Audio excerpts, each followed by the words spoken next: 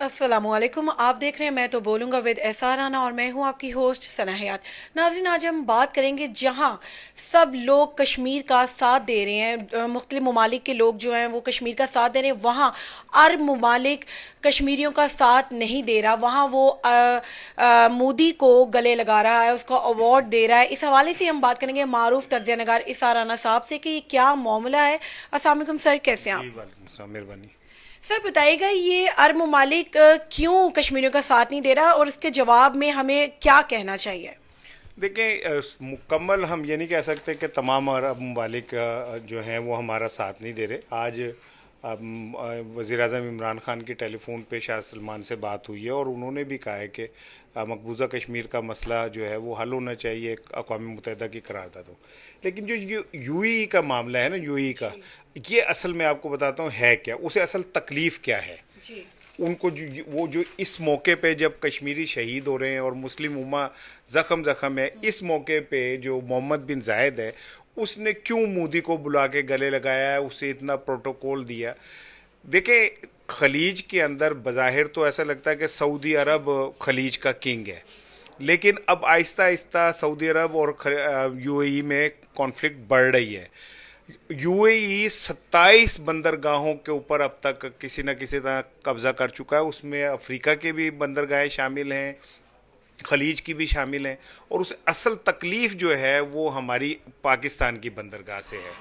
तो ग्वादर की वजह से उनके बहुत पेट में मरोड़ उठते हैं, तो क्योंकि ग्वादर दुनिया की वाहिद एक ज़रखेज़ बंदरगाह है जिसकी डेप्थ बाकी दुनिया की बंदरगाहों से ज़्यादा है और जो ज़्यादा फिजिबल होती है बार बार के लिए और जहाज़ों की आमद के लिए। तो ये जो मोहम्मद बिन जायद है, इसने जो है ये हरकत की और उसका मकसद सिर्फ आप पाकिस्तान को टीज़ करना, पाकिस्तान से अपनी नफ़रत का इजहार करना। आपको याद होगा एक दफ़ा इससे पहले भी इन्हीं के एक प्रिंस ने को ख़त भी हमारे हवाले से लिखा था जिसमें बहुत बकवास की थी उसने, और फिर हमारे रद्द अमल के ऊपर उसे को वापस भी लेना पड़ा था।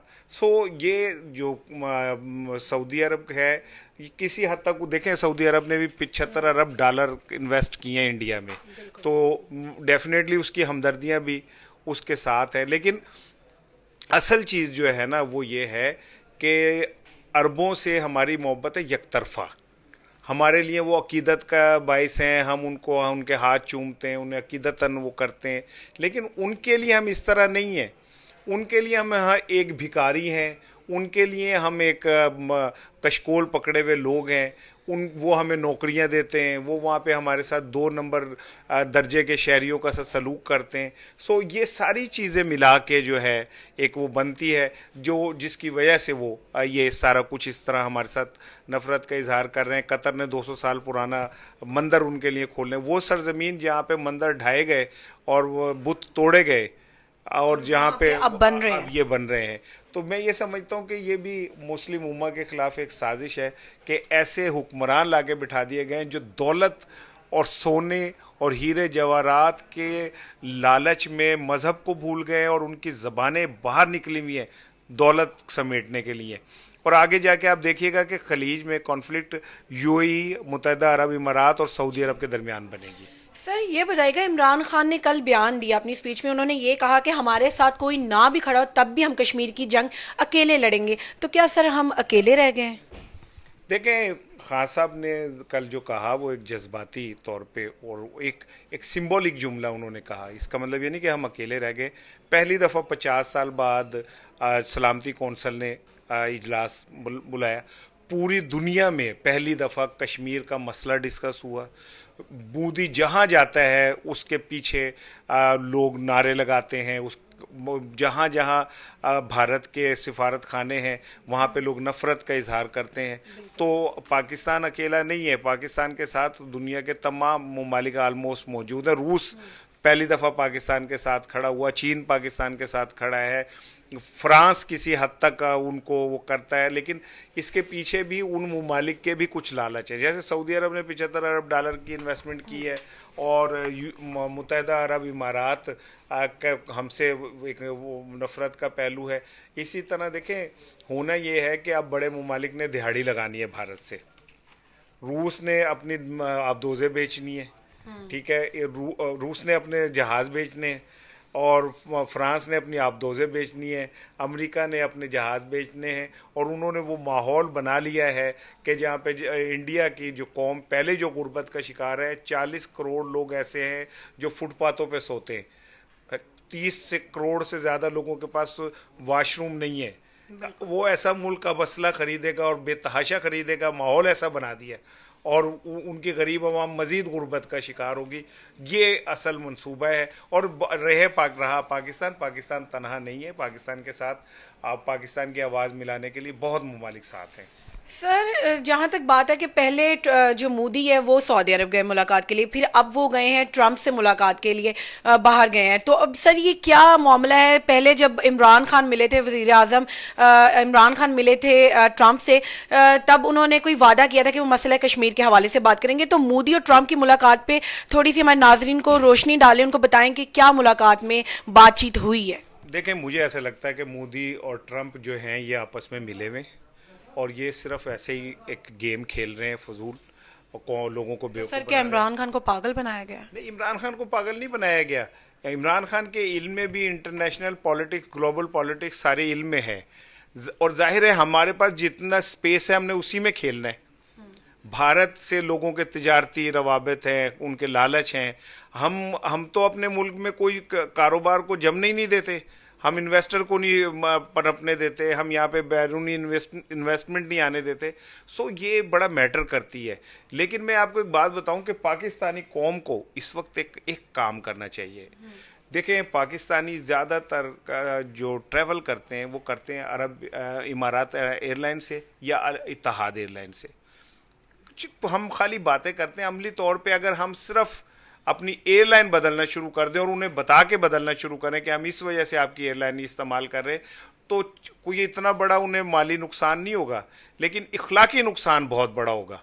اگر پاکستانی قوم آج فیصلہ کر لے کہ ہم نے ایمریٹس ایئر لائن اور اتحاد ایئر لائن استعمال نہیں کرنی، اور بتا کے نہیں کرنی، اپنے جو آپ کا ٹکٹ ایجنٹ ہے اس کو بتا کے کہ ہم اس لیے استعمال نہیں کر رہے، تو آپ دیکھیے گا کہ یہ ایک اخلاقی طور پہ ان کے لیے بہت بڑی وہ ہوگی. میں سمجھتا ہوں کہ چپیڑ ہوگی ان کے لیے کہ ہم لوگ بھی جس حد تک ہم ریئیکٹ کر سکتے ہیں ہمیں کرنا چاہیے. اور دوسری بات یہ کہ یہ جو یک طرفہ محبت ہے یہ ختم ہونی چاہیے. پاکستان نے ہمیشہ ان اربوں کی حفاظت کی ہے. جب اسرائیل سے جنگ ہوئی ہمارے پائلٹ گئے، جب اردن کا کوئی مسئلہ ہوا ہم لوگ گئے، جب یہ یمن سے معاملہ ہوا ہماری فوج کے سربراہ نے جا کے کمانڈ کی، جب خانہ کعبہ کے اندر مسئلہ ہوا ہماری فوج وہاں گئی. تو ہم ان کے محافظ ہیں. ان کے پاس ہے کیا دو سوائے پیسوں کے؟ عیاشوں کے پاس. آج ہم اسرائیل کے خلاف آج بھی ہم کھڑے ہیں اور اس کی قیمت ادا کر رہے ہیں، اور یہ اسرائیلیوں سے جھپیاں ڈال رہے ہیں.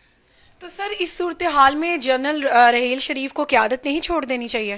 دیکھیں، یہ ایک چونکہ ذرا ہائی آفیشل قسم کی بات ہے، اس میں پاکستان کے کچھ اور بھی مفادات ہیں. ڈیفینیٹلی ان 34 ممالک کی کمانڈ اگر پاک فوج کے کسی سابق سربراہ کے ہاتھ میں تو ایک اعزاز بھی ہے، اور اس میں اسٹریٹجک کچھ باتیں بھی ہیں. لیکن ہمیں بہرحال جو مالی مفادات ہوتے ہیں ان سے زیادہ اہم ہمارے مذہبی جذبات ہوتے ہیں، اور ہمیں اپنے مذہبی جذبات کی کوئی بھی قیمت ادا کرنے کے لیے تیار ہیں، اور پاکستانی قوم کر رہی ہے. ہم تو 1947 سے لے کے آج تک اسی کی قیمت ادا کر رہے ہیں. ہمیں دنیا نے بانس پہ چڑھا دیا، ہم اسلام کا قلعہ ہیں، ہم اسلام کا قلعہ ہیں.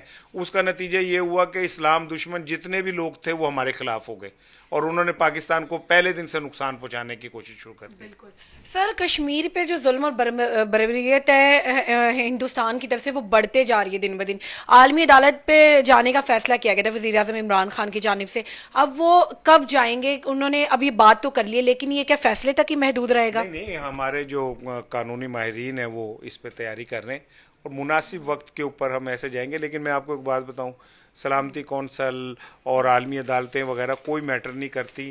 میٹر یہ کرتی ہیں کہ جس دن مقبوضہ کشمیر میں سے کرفیو ہٹا اس دن کشمیری عوام یہ بتا دیں گے کہ وہ کیا چاہتے ہیں، اور یہ ظلم و بربریت، بھارتی فوج، ان کے گولہ باری، ان کے ظلم و ستم، 14 سال تک کی عمر کے جتنے نوجوان مرد ہیں اور بزرگ ہیں، بوڑھے ہیں، انہیں وہاں سے اٹھا لیا فوج نے اور وہ بھارت کی جیلوں میں بند کر دیا گیا ہے۔